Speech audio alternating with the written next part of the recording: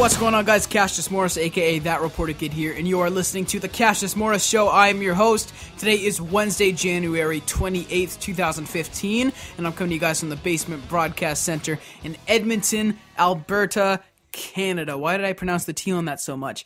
It is 3:46 p.m. here, folks, on a Wednesday, as I said, and I've been having a great day so far, folks. Just remembered it was Wednesday. It feels like Wednesday comes so fast because I record, and next thing you know, it's Wednesday. You guys have been enjoying the Duncan Trussell podcast that just came out. Thank you so much for the positive feedback on that on Reddit and Twitter and Facebook and all that good stuff. You guys really seem to enjoy what Duncan was sharing on the show, and as did I. It was super cool to have him on, so thank you guys for listening. Today's guest is Chris Franjola. He is a big-time Hollywood writer and television star. He was on Chelsea Lately's show. He wrote on it as well. Chelsea, I keep calling her Chelsea Lately. I think everybody does. Chelsea Handler's show, Chelsea Lately. He wrote on Family Guy from seasons 1 to 3. He's hosted the VMAs on MTV and much, much more. Super cool guy. It's funny because you'll hear me saying in this episode, the first meeting of me and Chris Franjola, that's because literally before we recorded, he walked in the room. I'd never met him before. I said, "Hey, how's it going?" He didn't look at me because he was looking for the podcast guy. The funny thing is that when I do the podcast with these comedians, the club doesn't tell them that I'm a little younger. Some of them will say, "I knew you were young, but not this young." Others will say, "I have no idea who you are." And then Chris said, "You aren't who I expected you to be," which is perfectly fine. None of those things offend me. It's completely understandable. They probably walk in like, "What is this, a joke?" But their reactions at the end of the podcast is always worth it. He seemed to really enjoy it. He thanked me. We shook hands. We talked. And I watched his incredible set at the comic strip. He's super funny. I mean, I admire him because he, in the interview, we talk about it, he doesn't get nerves. That's the part I love, and we talk about that, as well as his experiences in Hollywood, so it's very cool. Little update about me, folks. Still conquering the anxiety on a day-to-day basis. Speaking of nerves, yesterday I came out of my slumber, my slump.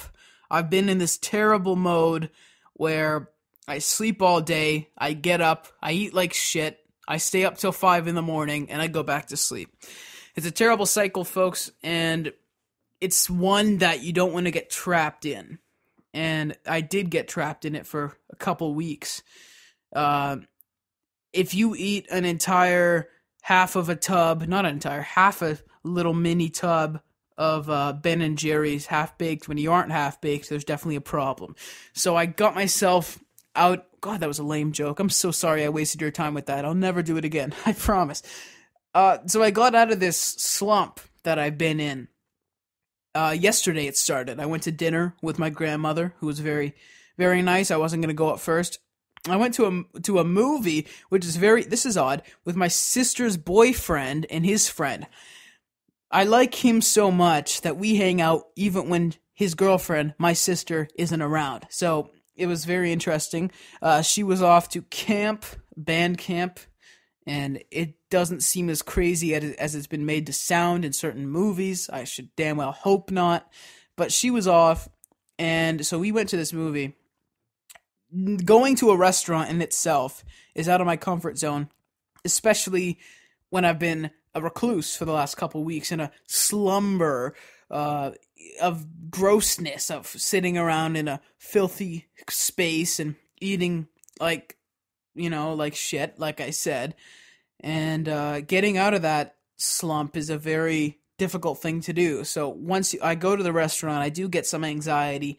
Like I've said before on the show, I do have chronic nausea, so I feel sick. I never actually vomit or anything like that. I just feel nauseous 24/7. It's some kind of odd condition that nobody can do anything about, and you just kind of have to deal with and know that you aren't gonna be sick. You just feel like you're going to. So it's very odd, especially when going out to eat, because you worry about eating the wrong thing. But listen, I was fine.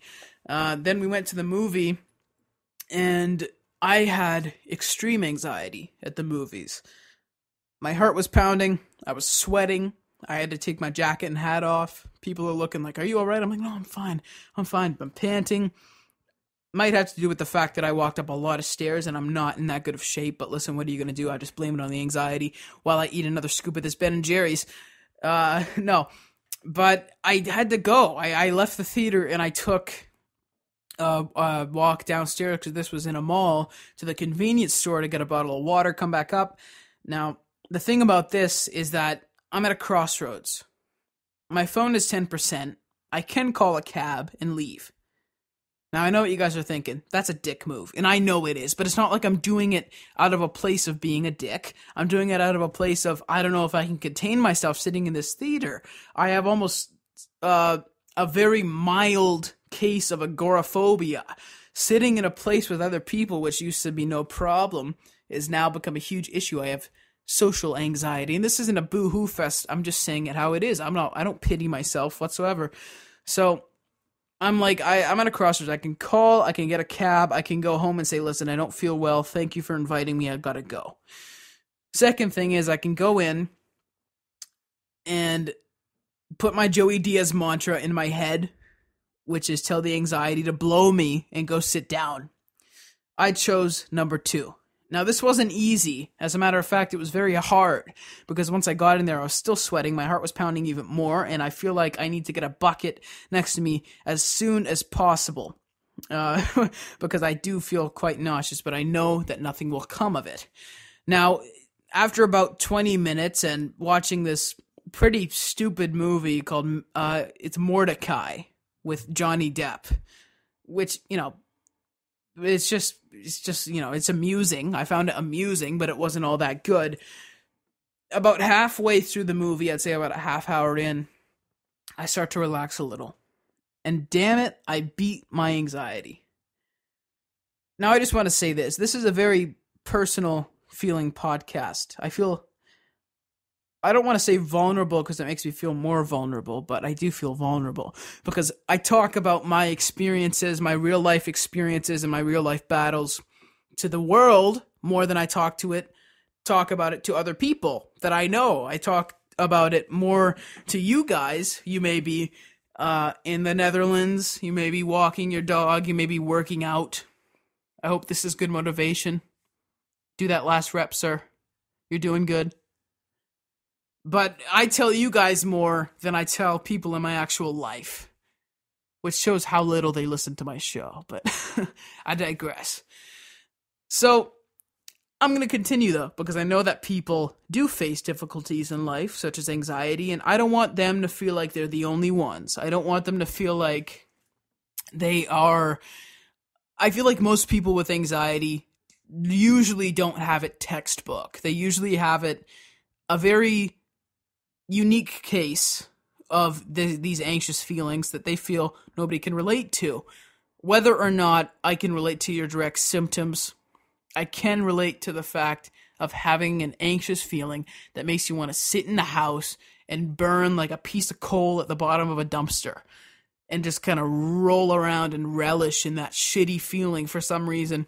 I was listening to Duncan Trussell's podcast and he was talking about, for some reason, people choose that second one.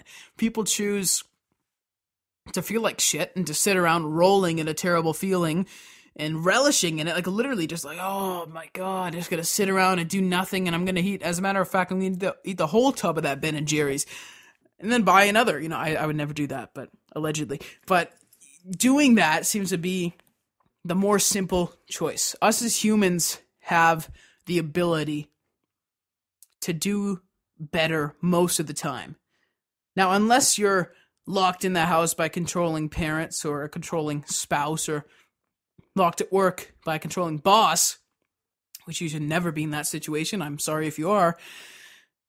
There is no reason why you can't go take a walk. Even for a couple minutes. There's no reason why you can't be able to. And it doesn't have to be to the store like I usually do. If you want to get to the interview, like I always say, just skip this and don't complain. Because I do love my intros that I do. As a matter of fact, I should do more solo shows. But the point is, not only do we have access to these things, Mostly they're easy. I was talking about this with my grandfather today when we went to breakfast. The way to lose weight, stop eating that and start eating this and get up and walk. It's not hard. It's not hard. Something hard is joining the Marines. It's not difficult to stop eating Funyuns and get off your ass. But at the same time, it's so difficult.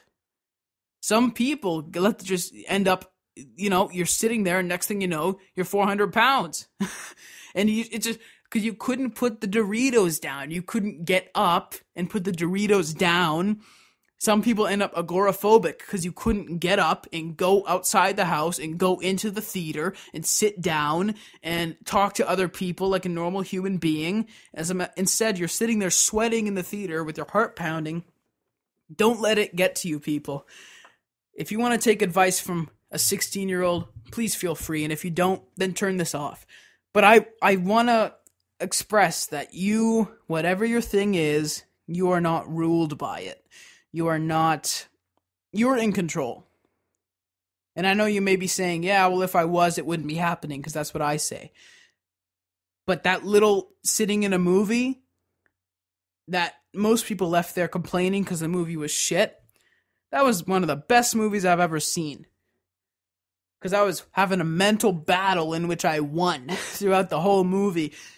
It's like I always say, anxiety is like, what kind of voice crack was that? Anxiety is like, it's like an entity, not literally, but metaphorically, an entity that's in you that's always trying to screw your life up. It's something that wants you to sit on that couch. It wants you to call in sick.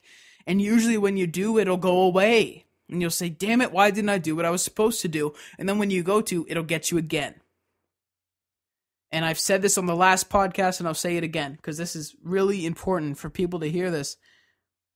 Tell it, suck my dick. That's what you say. And if you don't like foul language, use something else. But that's what I've got to do. It's crazy. It doesn't exist. It's in your head. You guys and me and everybody who's struggling with this, maybe don't even change today. I hate when people say that. There's no moment better than now. Okay, so I'm supposed to get up at 4 a.m. and go to the gym. Do it tomorrow. Do what you can now and do the rest tomorrow and maybe the rest next week. But do it. Get out of your comfort zone little by little, and next thing you know, you'll be doing better. That's all I've got to say, folks. So, a little bit of advertisement for my YouTube channel. You guys can check out youtube.com/CassiusMorris I'm going to be uploading a clip from each episode, be it from the interview or from the beginning or something like that. So the last one was Duncan Trussell talking about Nancy Grace and 2 Chainz. And so that's the clip. This week it might be the intro, I don't know, or something from Chris Franjola. But how many times have I name dropped Duncan Trussell in this? Probably about 5 times this episode. I'm sorry. So yeah, check that out. There's going to be video and audio versions, but every episode of this show is going to be at youtube.com/CassiusMorris. You can also check out CassiusMorris.com for past and future episodes of this podcast. Follow me on Twitter at CassiusMorris. I love getting followers, and I've been patiently waiting to hit 2,000. I'm about 1,900 now, I think 1,910 or 20 or something like that. I don't want to draw attention to it on Twitter by tweeting follow me for 2,000, because then I think people will unfollow. But if you do hear this and you want to support, follow me on Twitter. I'd love to have some new people jumping on board with the show. You guys can rate and review on iTunes. Now, this is very important. As you may have noticed in the past few weeks, I've dropped my sponsors. I'm done doing the sponsors. I'm not making money off it, and I'm not going to. So there's no reason for me to be promoting it. audibletrial.com/kid, click the Amazon banner. There's no reason for me to be doing that, but I do love it when people rate and or review the show. The review is more important than the rating, but if you want to do both, rate and review the show on iTunes. It'll help us move up in the ranks and get a little bit more. Who's us, by the way? It'll help me move up in the ranks. I take that back. Us, as in all of us. We're in this together, folks. I say folks a lot. So rate and review the show, and we will move up in the ranks and bring more people to what Twitter people are calling the Cass Army. Nobody's in an army for me, but if you guys want to call that, then call it that. So thank you guys so much for listening to the show. We got a great podcast with Chris Franjola. He's a super nice guy, and it was really cool to meet him and then right away get on the mics. For about 20 minutes, I forgot we were recording. I really did. I had the mic up to my face, luckily, but I forgot we were doing a podcast. We were just talking so naturally. And that's, like I say on every episode, what I love. I love a natural conversation. It's half interview, half natural conversation. Like I say in the description of the show, it's a mixture of interviews, music, and personal narrative segments, and that's what we're doing today. So thank you guys so much for listening again, and let's have a talk with Mr. Chris Franjola. Here we go.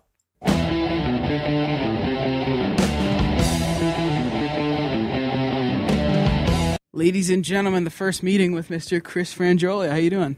I'm good. How are you? Good. We literally just met, folks. So I guess just to kind of introduce myself, I'm Cassius. Okay. I do podcasts here where I interview lots of the comics. Right. And I was really excited to have you on, so thank you again. Thank you. Yeah, no problem. I appreciate meeting you. Yeah, you're not the guy I thought you would be. Who did you think I'd be? I had no idea. I just, I didn't know you'd be like, what are you, like 11? 11 and a half. No. Yeah. 16. 16. Okay, good. Well. Yeah. I think on the scale of who people would imagine me to be, this would be very low. Right, yeah, I didn't expect it. But anyway, it's good to meet you. Yeah, thank you. It's funny. I showed up to, same happened with Greg Fitzsimmons, and I had, let's call it one of my guardians present. So he was definitely in for a surprise as well. Oh, great. I invited a 16-year-old up to my hotel room. He had no idea. Yeah, that's fun. It's probably not the first time Fitzsimmons had a 16-year-old in. So tell me, how have the sets been going so far? How have the shows been? Fun. Good. Yeah, we had some, had part of a wild weekend here last night. The power went out. Oh, really? Yeah, the feature guy had like a panic attack. He had to go to the hospital. We had Did he really? Yeah, I think he's better. I haven't heard from him, so. Is he going to be there tonight? I hope so. I haven't heard anything. Yeah, but it's a crazy weekend here. Wow. So did the panic attack and the power outage go on the same day? Yeah, same show, same day. Yeah, second show last night, Saturday night. Wow. Well, that's a shame. Did it happen on stage? No, it did not. He had it in between shows and realized that he couldn't go on. So it was good. That's a shame. It happened. Do you ever get anxiety before going on stage? No, never. No? You're lucky. No. I know. Some people, it's weird. I just never did. It's not something, I mean, if you could like hook up some sort of EKG to me, you would probably see zero rise in pulse or anything. So how do you do that? Like, let's say the first time you went on stage, was there any anxieties or anything? No. There's never been. I don't know why. I mean, I have anxieties in not anxieties, but I might have. I'm nervous in other things, but stand up just never. I don't know what makes why. you nervous? Like just regular work, things that I'm not good at. Okay. Like if I had to do that kind of stuff, it would be good. What would it be? Do you have any examples? God, firefighting, perhaps. Yeah. That would make me nervous. I think somebody who's good at it should definitely be nervous. Right. Well. I wouldn't know how to do it, so if I had to immediately just fight a fire, that would be bad. So you go on stage and on television to thousands of people worldwide. I find that great that you now if you found somebody that does have anxiety and let's say they're going to be on Chelsea Lately at the same time, what would you tell them? Well, I mean, what would I tell them about anxiety? Just relax. It's the audience wants you to be good. Mm-hmm. They don't want so they're on your side always. Everybody wants to walk out saying, "I saw the best show tonight." Nobody wants you to fail. Nobody's there with a bag of rotten fruit like, okay, this guy better suck. Exactly, right. Yeah. People want you to be good, so that's always their hope. Their hope is they're coming to see somebody great. So I feel like the audience they're always in your corner. Yeah, exactly. That could change halfway through the show, but there will be the start. Nobody comes in with a bad attitude for the most part. Like I'd say most of the crowd, I mean, unless you have a really unfortunate situation. Right, exactly. Yeah, that's what I'm saying. Yeah, so that's good. I mean, I feel like even if, I've noticed at this club, if somebody's bombing, the audience will at least try and laugh. Totally. They're very nice here. They're very, almost too nice, So, they're great. Sometimes it might be hard to tell. Is like, are they just being nice or what? But no. Right. Do you have any issues when going on stage where, like, the audience is too loud and stuff? How do you handle that kind of thing? Well, that's tough. I mean, it happens everywhere you go. It's just, especially on Fridays and Saturday nights, second shows, they get pretty rowdy. The Chelsea Lately show kind of, almost fostered that type of, drink and party attitude. So we kind of get that following. Mm-hmm. Yeah, I mean, I've been able to handle it. I can handle it. Sometimes it gets a little out of hand. Last night we had a couple of issues here, but things worked out all right in the end. Yeah, it's a shame when people come to the shows and they think that it's about them. It's amazing to me that and I was thinking about this last night, it's the only performance art, if you want to even call it that where you can just get completely drunk, and it's almost encouraged, like by clubs and stuff, by offering like drink specials, things like that. And just yell at the person on stage. Like you wouldn't do that in Broadway, or you wouldn't even do that in a concert, really. Yeah. Ballet, anything. No, this is the only one. This is the only one where it's just just complete bedlam. You can just get completely shit faced and then just scream at the person on stage. It's crazy. Yeah. There's a guy in the audience at Cats screaming at the guy on stage. You never see that. Yeah. No, it's just I guess that's what we've. We probably have ourselves to blame a little bit for it. Like we kind of fostered that world. Mm-hmm. I think look right there, saying on the show right now, do not talk talk or shout during the show, but it never works. Right, exactly. Do you find that is it true and that it's also in places? Also in places like this club where you have it's on a strip here they call Bourbon Street, that is just like other bars. So they'll go to that place before they come here. Mm-hmm. So they've already had 3 drinks or 4 drinks before they've even come into the show.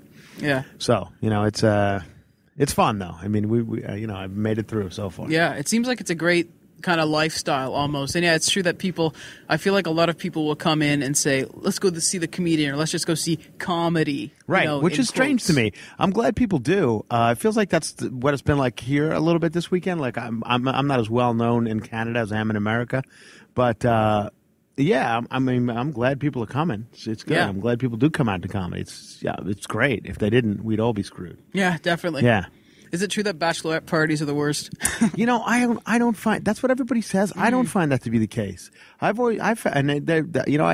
come out to a lot of our shows, and I don't find them to be that bad. I kind of like them. Good. Yeah. Hey, that's a fresh perspective. Yeah, it is. It's a good. I don't mind bachelorette parties. I know a lot of guys really have an issue with it. That's not an issue for me. Oh, that's good. Yeah. So tell me about Chelsea Lately. You're on the show quite a bit. You also write on it, correct? It's over now, but yes, I did. Yes. I've been there since the beginning. God, we did 3,500 shows. That's 3,000. Yeah, it is a lot. And then we're going to go to Netflix next January. Kind of a similar show. Kind of working that out now, so we'll see how it all works out. How did you first meet Chelsea? I met her doing stand-up many, many years ago. She was a kid. I mean, I'm talking 20 years ago. She was probably 19 or 20 at the time. And we were just doing an open mic in Los Angeles. I was on Cinco de Mayo, I remember.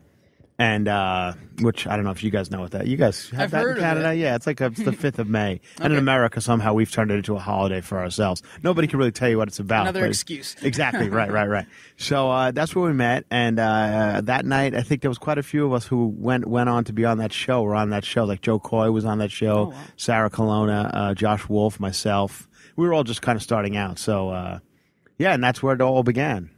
Some 20 years ago on a Cinco de Mayo in a little place called the White Horse Theater on Ventura Boulevard in Sherman Oaks, California. Wow, that's pretty cool. So she was like an up-and-coming comic, and she just really struck the She had just come from, at that point when I met her, she had just come from New Jersey. I had been in L.A. a little bit at that point. So she was there just like a week. And it took some time for her to get to where she was. But, she started to catch on about 5 years in. Then she wrote the book. And then she got on a show called Girls Behaving Badly, and that really kind of took her off. She was like the breakout star of that show. And then the two of us worked on a show together called The Chelsea Handler Show on E, which was almost like a Chappelle show, kind of a ripoff. We were just doing sketches and stuff. And that was on E. We did like 10 to 11. Actually, Fitzsimmons worked on that cool. with us, yeah. So we did we did like 11 episodes of that, and then E just wanted to turn it into a late night, like daily talk show. They kind of wanted to get into the late night comedy game. So that was the first thing we did. We kind of moved that show into Chelsea Lately. That's really awesome for her and everybody who came up with her, like yourself, who were involved in the show. Right. It was great. It was great for. I mean, it's been great for all. It's been great for clubs too. Which I mean, out of that show, 20 headliners, national headliners, have come to play clubs like this. Like T.J. Miller, Bobby Lee, myself, Natasha Leggero, all those guys. They're all national headliners now, and they should be because they're all great. Definitely, yeah. And it was just a chance for them to kind of show it off on TV, and then people would come out. So it worked out for a lot of people. It was, I think, right now it's probably the one show that really launched comics more so than even like Tonight Show or Letterman anymore. I mean, people still go on those shows, but it doesn't do what Chelsea did for everybody. Yeah, I was actually hearing Tony Hinchcliffe and Brody Stevens. They were talking about that, how Brody was from the perspective that that's the big thing, but Tony was saying, that's a generation back. It was huge to get on Carson. Yeah, no, totally. Yeah. He's right. Tony's right. It was. That was before there was so many different avenues to see comedy. There used to be 3 channels, so getting a slot on Tonight Show was huge for a comic, and it pretty much changed your career overnight. Back in the day, the early '80s, perhaps late '70s, your life would be changed by a set. Now it's not even a blip on the radar. You have to be on like Chelsea Lately show where you're on like a lot, and you're playing kind of yourself. You're not doing an act. You're you're still being funny, but you're kind of saying things from your own perspective, things like that. Right, exactly. Yeah, it's still funny, but it's not like he's going to stand here for 2 minutes or 3 minutes and do his bit. Right, exactly. So that's always been the case for that show, and I think it worked. Yeah, I think that's better too, because I feel like in comedy, from at least looking on the outside, because I have. I want to start doing stand-up comedy and doing things like this. But looking on the outside right now, I feel like the realer you are, the more fans you'll get, the more people will come towards you. I agree. Yeah, and I think if it shows on stage, if you have a likability on stage and that kind of thing, you're almost ahead of the game when you get up there. I mean, for a guy like you starting out, that's the biggest thing. Like the materials, of course, got to be there as well. But if the crowd likes you, then they're going to give, you're able to kind of tell a longer thing, and they're going to give you more of a shot. Yeah, exactly. Yeah, definitely. I agree. Yeah. I got to ask you about L.A., because you are originally from Long Island, right? I'm originally from Long Island, New York, yeah. Okay. At what point for an up-and-coming comic, if they do want to move to L.A., what stage in their quote-unquote career, I guess, is the best time to do it? It's for me, just because, for me it worked, I would say right away, because... you could struggle in any city you want to struggle in, but the great thing about L.A., and that's the way it worked out for me and quite a few other guys I know, is while you're struggling in Los Angeles, you're struggling with other people who will eventually get something, like a Chelsea Handler or something. So, you're always in, like, for lack of a better term, show business. You're always involved in show business. In one way or another. Right. Yeah. This guy's working on that show as a production assistant and blah, blah, blah. And so... there's that kind of thing going around, like, oh, you should come work on this show that I'm working on, and so for that reason, it's to me. Now I'm biased, but it's better than coming up in like a city like Nashville or even somewhere like here, like Edmonton or something, because there is a lot of opportunities there. Right, exactly. It's been a while since I've been like in the stand-up game in Hollywood, like in LA. I don't really do it in town as much as I used to because I'm on the road so much, but right. Yeah, but there's still opportunities. If you're good, that's the great thing about stand-up. If you're good, you eventually make it. Every friend of mine who's good has made it. Everyone. There's not one guy who really hasn't kind of popped who's good. Right. So it does eventually work. Yeah. No, definitely. What are the characteristics of somebody that you see who are they're going up every night doing open mics and stuff? At what point would somebody have a sign that says that this isn't going to work out for them? That it's not going to work out? Yeah. I know it's a tricky one. Yeah. It's just, I don't know. That's a good question. I don't know. I think people just quit eventually. I think people want it to happen really fast, and it just doesn't. Yeah. Stand-up is a 20-year game. But you're not going to be a headliner. And look at all these headliners. Anybody you see who's a headliner at this club has been in 20 years, before they became headliner status. Everyone I've talked to, 15, 20 years. You can almost set a clock, that's how it's 15, 20 years. You can almost set a clock to it before you become, I'm looking at people coming up on this board right here. Nikki Glazer, she's been around forever. Nikki's been doing it for 15 years, so it's, that's, if you're willing to put that time in and you're good, it'll work out. I've seen it, so, but a lot of people don't want to put that time in. And you got to put that, and that time is every night, doing every bar gig that'll have you, and, it takes some time and just, getting progressively better and better and better. So if you're not willing to do that, I wouldn't even bother, unless you're just doing it for fun and you're going up once in a while here and there, Yeah, I don't see why somebody wouldn't be. I mean, if they really go into it looking for some kind of career in this, I'm not saying they make millions, but to make some kind of career. Right. Don't you think they'd want to put in the time?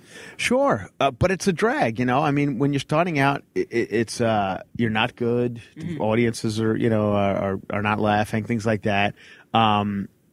You're playing bad gigs. There's 5 people in the crowd. You're in the back of a bar. There's a hockey game on, or whatever the case may be. So there's like a lot of that stuff, and it becomes eventually like, fuck this. Yeah, exactly. Yeah, that makes sense. Yeah, I can see it. I mean, I've seen it, for example, with the open mics here. Last week, there was only a couple people that showed up. There wasn't enough to do an actual show, and I saw all the guys go like, oh, man, and then they went home. That would suck if that happens. Oh, yeah, night after night. No, I mean, there's been times where, I've, and any comic, we performed in front of 5 people, 3 people. In a coffee house or a basement of a hotel or a bowling alley, or you name it, I've done it. I mean, everywhere. So when I get to a point like this where I'm a headliner and stuff like that, I don't apologize for it. I should be here. This is what I worked for. Of course, you've been in it for a long time. Right, exactly. Working hard. Yeah, it's like a test almost. Like, how many bad audiences are you going to sit through to get what you want? Yeah, it's funny when Chelsea and I perform. We go on tour together. We had the last 3 tours she's done. I've opened for her, and one of our shows at Radio City Music Hall in New York. And we were filming a documentary at the time about the tour, and the camera crew was asking her, how do you feel about this? Radio City Music Hall, one of the most esteemed performance venues in the world.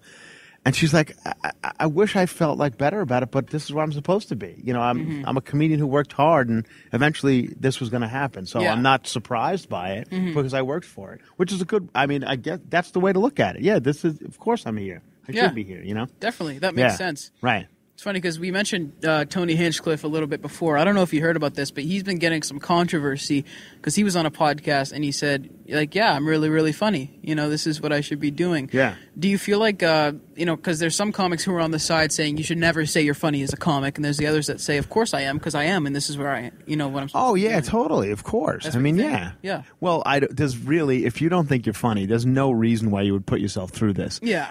Getting up in front of what we went out, in the case of last night, where it's just drunk people and lights going out and all sorts of, craziness going on. You wouldn't put yourself through that if you didn't think you were funny. There's no reason. You would go do something else where you don't have to have all this, craziness. Yeah, that makes sense. I guess it is good to have self-confidence. It's good not only in stand-up, it's good in anything. Yeah. Self-confidence is good in whatever, being a barista. So it's just, Why, what is it really getting controversy for that? That seems weird to me. Like, what's the alternative? Saying I suck? I don't know. He was on Brody Stevens' show, and basically Brody asked him what set him apart from other comics, and he said, well, I'm really, really funny. Yeah. And Brody got offended by that. Well, Well, I don't know. I think Brody doesn't take much to offend Brody. Yeah, Brody's kind of doing a thing, Yeah, he's a nice guy, and I know that they get along, but they had a bit of a discussion about it, talking about Tony. But I don't think he was wrong. I think that Tony's very self-confident. I don't know Tony. We've never crossed, but I know Brody very well. Brody and I have worked together for many years. He's been involved with the show as well. Yeah, he was our warm-up guy for like 5-6 years. So yeah, I know. But even before that, Brody and I have been, we know each other a long time. But I agree with Tony. I'm going, And I think most comics would agree with Tony. Yeah. Well, yeah. I mean, I think it's like, for example, if, let's say, Tony Iommi said... Tony Iommi from Black Sabbath? Yeah. I know Tony Iommi. Do you really? Yes, I do. How do you know? Now I got to ask you, how do you know him? Well, many years ago, I was a bartender at a place called Mirabelle Restaurant on Sunset Boulevard in Los Angeles, and Tony would come in every single night. Wow. Because we were the only places to serve liver and onions, and Tony's like an old Englishman, and so he would come in all the time. The nicest guy in the world. Wow. I mean, just the sweetest, nicest guy.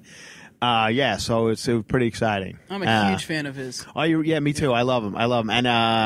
And a lot of people didn't know who he was because he's not Ozzy, but it was amazing. He's just the nicest guy, and So I don't think if he said I'm a really, really good guitar player, anybody would bat an eye. No, of course not. Yeah, I mean, they pretty much invented, heavy metal. Yeah. So you're a big metal fan? Depends on the metal. Okay. I don't know how far you go into it. Are you going thrash or death? Because I don't really go that halfway. Route. How far is halfway? Slipknot. That's where I draw the line. Okay, I'll give you Slipknot. I'm not running. I'm not running to see Slipknot, but I mean, I probably tap out at Maiden. Oh yeah. But yeah, Slipknot's a little. That came a little bit later. I had already moved on at that point. Right. Yeah, but I don't hate it. I just recently watched something on Palladia, which is like that concert channel, and the Slipknot was doing, and it was pretty good. I mean, I get the point. Yeah, they're not bad. I mean, it's pretty good. There's a lot of screaming. I feel like the screaming acts are very popular. Like, I interviewed a band. They happened to be screaming. I ended up getting some tickets to their show, and for me, it was a little much, but the crowd loves it. They really love it. Like what type? Like the yeah. I can't do that. I can't. No. That's not my scene at all. Yeah. Yeah. You should look up this band. They're called Butcher Babies. No, I don't like it already. No thanks. Well, they're two really good-looking chicks. Oh, even worse. Even worse? Uh-huh. I think they get a lot of flack because they're chicks. Yeah, no, Butcher Babies is not my scene. Yeah. Do you feel like, speaking of that, is there, I know there's quite a few, I guess some female comics, right? Yeah. Do you feel like There's a lot. Yeah, there are. Do you feel like they're treated less than the male comics in certain situations? Is that true? No, I don't know what the female comic beef is because honestly, the funniest people I know are female. So, and I work with all females on Chelsea Lately for many years, mostly all females. So, and I say they are, for me, harder working, and I mean just the stuff that I have to go through on the road, like even here in Canada, like I'm staying at a weird condo down the street. I'm taking cabs back and forth at 2:00 in the morning. For me it's fine because I'm a grown man who can handle myself. But like these girls who go out, like Nikki and Sarah Colonna and Jessie May Peluso, and these people who are out by themselves in strange towns, and I mean, more power to them. I think it's amazing. It's great because it's got to be. It's scary for me to go into some of these places. Yeah, some of these weird. girls are like Natasha Leggero, they're tiny little girls getting in strange people's cars and stuff. I say, and they're great. They're all hilarious, and so for them to be out on the road is even more gutsy than for us to be out on the road. Yeah, and everyone I've seen, they're all good looking, so that just adds to it. That's what I'm saying. It's all that too. Like for me, when the show's over, I say this to all these guys. They're all friends of mine. And, when the show's over for me, I can walk outside and go across the street to one of these bars here and sit there. Nobody's really going to bother me. Yeah. But those girls, they can't, it's tough for them to go even just have a drink after the show's over without getting harassed and all that shit. Yeah. And that kind of sucks. But, they do it. They're all out there, and they're, like I said, they're solid, so. Yeah. Do you know Little Esther at all? No. I mean, I know the name. Yeah. Okay. Yeah. I was just gonna say she when I talked to her, she said she probably looked younger than me. So yeah, definitely could be an issue. Yeah. Oh, definitely. Yeah. I mean, I don't know. Like I said, I don't know how they do it, but I'm glad they do. So when you go out and you're like, let's say after the show, can you tell me the right and wrong way? Right versus wrong way for somebody to approach you if they recognize you? I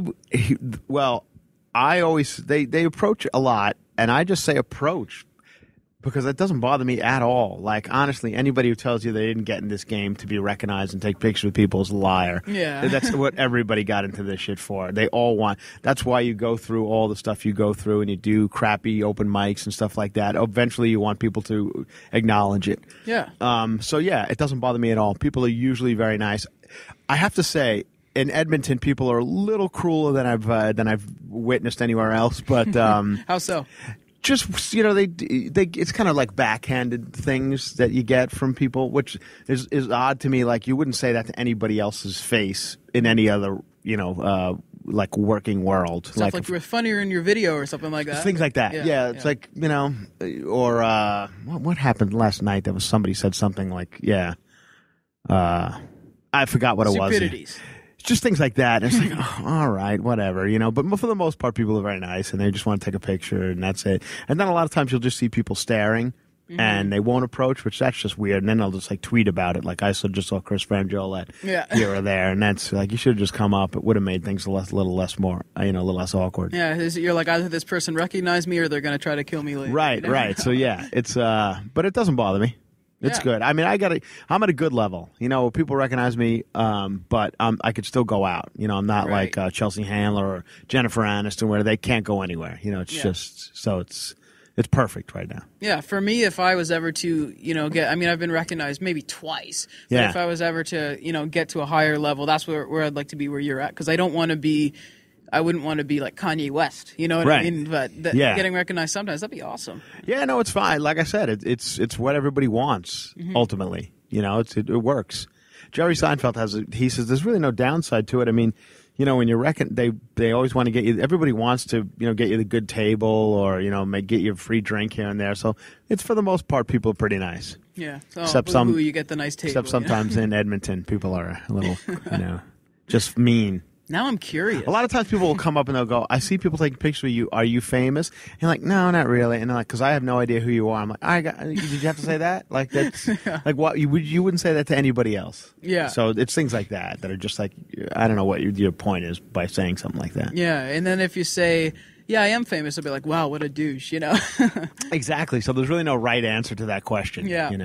Yeah, I was filming. I'm doing a documentary right now as well where we're filming.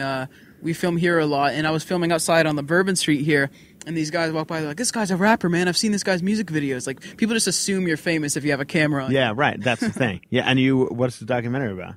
It's called The Podcast Kid, so it's going to be sold to Documentary Channel. It's just about my journey, like me working with Adam Carolla on his show. Oh yeah, and interviewing people and kind of talking to them afterwards. So they aren't here today, but they've talked to Donnell Rawlings and a couple other people. Okay, nice. It's a lot of fun. Yeah. Yeah, I didn't know you work with Carolla.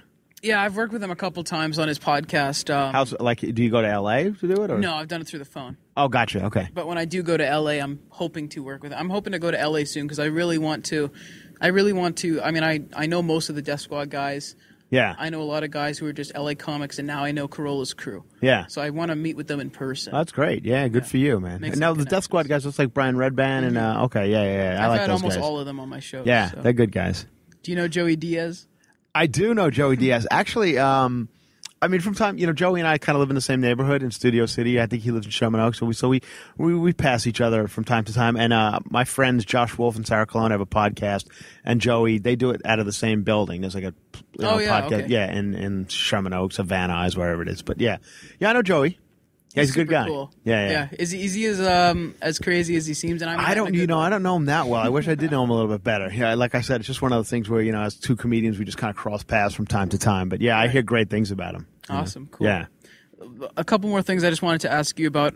Family Guy. How did you get connected with them when you were on there? Many, many, many years ago. When it first started, I guess it's like 14, 15 years ago now. It was just a thing where Mike Henry, who was at that point, probably kind of the head writer. He was a really good friend of Seth MacFarlane's, and he kind of came. Mike and Patrick, his brother, and they were just guys I knew through stand-up. So they asked me to kind of work on it with them very early on. So I did. I know a lot about pop culture and things like that. Yeah. So and that's kind of how it happened. But back then it was like nothing to what it is today. I mean, It got canceled every 6 weeks, and it was at one point it was canceled for almost a year and a half before it had caught on DVD with college kids and stuff, and it was brought back. So it was just another cartoon that at that point was like to everybody was like almost like a lesser Simpsons. They were like, it's not as good as, but then it became what it is today. And many people now, if you ask them who are true fans of Family Guy, will say that those were the best years, season 1, 2, and 3. Yeah. So that's when you were on the first 3 seasons. Pretty much, yeah. Okay, because I was gonna say if he was on seasons 7 and 8, then I won't say they got lazy, but every show does though. Every show gets lazy. I mean. And it's a hard gig. Like doing a show like Family Guy, it's the hardest ever. It's 18-hour days. It's animating. It's voices. It's But everybody gets lazy. Every show. Yeah. Look at one of my favorite shows on TV ever is Late Night with David Letterman, and God, 20 years ago, Letterman was out on the street interviewing. I mean, Letterman hasn't left the building in 15 years. People everyone just gets lazy. We got lazy on Chelsea lately. Every show gets lazy. Yeah, absolutely. Yeah. I'm like, I don't want this to explode in my face here. Oh, no, yeah, please. Yeah. We've already had enough craziness this week. Yeah, seriously. And then the podcast kid got killed. By right. Yeah, that'd be great. So you also wrote for MTV some awards on there, correct? Yeah, Chelsea was hosting, actually. She hosted the MTV Video Music Awards the year after. It was actually one of I think their highest rated one because it was the year after Kanye and Taylor Swift. Oh, my. So that was crazy, wasn't it? So everybody was kind of waiting to see what was going to happen. But the weird thing was, it was really fun working with those guys because we worked kind of hand in hand with all the talent. And Kanye was actually the nicest of all of them, wow. Which I thought would have been quite the opposite. And Taylor Swift, at that point, she was a very young kid, so I can't really blame her, but she just did not. She was really she never got the joke. She didn't get that. I mean, the guy took a award out of her hand. That was that big deal. Like, laugh about it. That was good for her. Exactly, yeah. Right. And they just wouldn't laugh about it. We were writing jokes about it, and it had to go through her people. And they were like, she's not mentioning it. She's not joking about it. She's not talking about it. I'm like, oh, are you kidding? Wow. He took a fucking award out of her hand. Like, are you really getting this upset about it? No, it was very strange to us. But Kanye was great. He was up for anything. It was an interesting time. Eminem was there. He did a great performance. It was for the host of that show. It's just a no-win situation. Nobody cares about the host. That's why I think now they don't even go with a host. They just have people kind of like a tag team and because it's just a no-win situation. The host of any show really is a no-win situation. Mm-hmm. So, and especially MTV Video Music Awards, because it's just craziness and bedlam, and they're just waiting for performances and. So even like having interstitials in between of like funny just doesn't work. Yeah, and a lot of them, now that they have the celebrities, a lot of them, like, some of them can barely read. Like, it's because you're in a giant venue. There's so much going on. In the case of that we did it, we were at Staples Center, and it's just there's cameras going everywhere. The teleprompter's way in the back of the room. So it's it's an interesting thing, and I'm glad they don't have a host anymore, especially of that one. Like Oscars and things like that, it's fine. But MTV Video Music Awards does not need a host. Yeah, I agree with you. Because everybody who's done it the next day have just been crucified. Even like Chris Rock and Chelsea, Kevin Hart, everybody is just like, who cares? Professionals, yeah. Yeah, right. So to close it out, I tweeted out to my audience members, what do you want to hear on the show? Right. And somebody suggested a would you rather question with each comic. Now, I know this doesn't help make me Would you rather? Okay, go. Yeah, this doesn't help me seem any older, so it may make me seem younger, asking a would you rather question, but are you up for it? Sure, yeah, sure. Okay. Would I rather? Okay, yeah, go ahead. Okay, so here's the would you rather. First one, never be able to do stand-up again. Would I rather not be able to do stand-up again? That's the first option. Okay. So, literally, after tonight, you can never do it again. You want to, nobody will let you. Right. They won't let you in. Well, honestly, after last night's second show, I thought maybe I would never do stand-up again. Yeah, I really strongly considered it. Yeah. Okay. So that's the first option. Second one is you can do stand-up, and you can do whatever you want. However, there's just one food craving that you have, and the food has been wiped off the face of the earth, and you cannot stop thinking about it. It disrupts your sets. It disrupts your sleep. But you cannot get your hands on it. Okay. What would you rather? The food one. Yeah? Yeah, because I just can't think of a food that I'm that crazy about that would really do that to me. Let's say something stupid like Twizzlers. Okay, yeah. And you're just on stage thinking about it. I didn't realize that I never realized this, that Twizzlers and Red Vines are two complete separate candies. Did you know that? I don't know what a Red Vine is. That may be an American thing. Yeah. Red Vine is like a Twizzler. I always thought they were just the same thing, but now people tell me that there's a strongly different taste between a Red Vine and a Twizzler, and there's camps that are Red Vine and there's camps that are Twizzler, and never the two shall meet. So anyway, that's but yeah, I would still go with the food one. That's probably good. I'm glad you would keep doing stand-up. And again, I want to say thank you for doing the show. This has been a pleasure. Oh, thank you very much. I appreciate it. It's been a pleasure for me as well. Want to say some dates or some credits? What do I got? I got, some rest of my time is American. I'm doing Orlando, Florida next weekend, the Improv in Orlando. Then I'm up at Syracuse Funny Bone after that. Awesome. And what else? We got a show on Fox called Epic Fail or something like that. So with and that's coming on. It's on Friday nights at 8 o'clock. And Franjola.com. Franjola.com. You see everything. I put all my dates on there. I try to put all my dates on there. It's hard to keep up, but it's pretty updated when I look. I did. I sit down. I eventually sit down and do it. It takes a while, but I do it all myself, so it takes a little bit of time. Awesome. But I have a lot more to put on, so they're coming. They're coming. I'm coming your way. I'll be everywhere. I'm coming to your city. Sounds great. Well, I look forward to seeing the show. Thank you, man. Thank you again. Yeah, rock on. Black Sabbath. Kiss. Aren't you a Kiss fan? Huge Kiss fan. Really? That's Do you right. know I know them too? Paul and Gene. Really? Yeah. Wow. I didn't know that. Yeah. Now I'm curious. Well, Doc McGee is their manager, and Doc and I are old friends, and so I've met Paul and Gene many, many times. Yeah. I got to meet them twice. They're nice guys. Yeah, I actually saw the one show, weirdly enough. It was out in a casino in they were kind of warming up for tours before they were really started really touring again like they are now. And they were doing the show out in a casino in the middle of like California. I don't know why they were playing such a small, weird venue. And Paul Stanley just got sick. He said, I'm not going on. Oh, yeah. So Doc McGee went out on stage and he said, here's the deal, people. We can either cancel the show or we can go on without Paul. And they did. Like, Gene kind of sang everything. And they actually had some people come from the audience to kind of sing.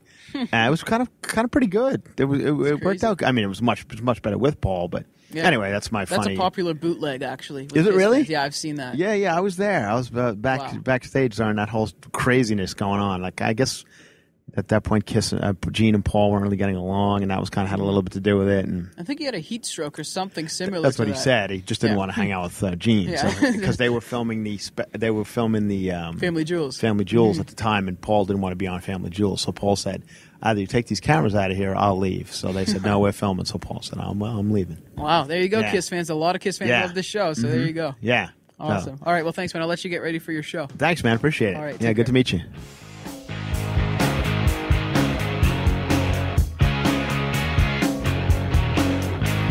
Chris Franjola, folks. You can check him out at franjola.com, FRANJOLA.com. Follow him at Chris Franjola on Twitter. And thank you, Chris, for doing the show. It was awesome.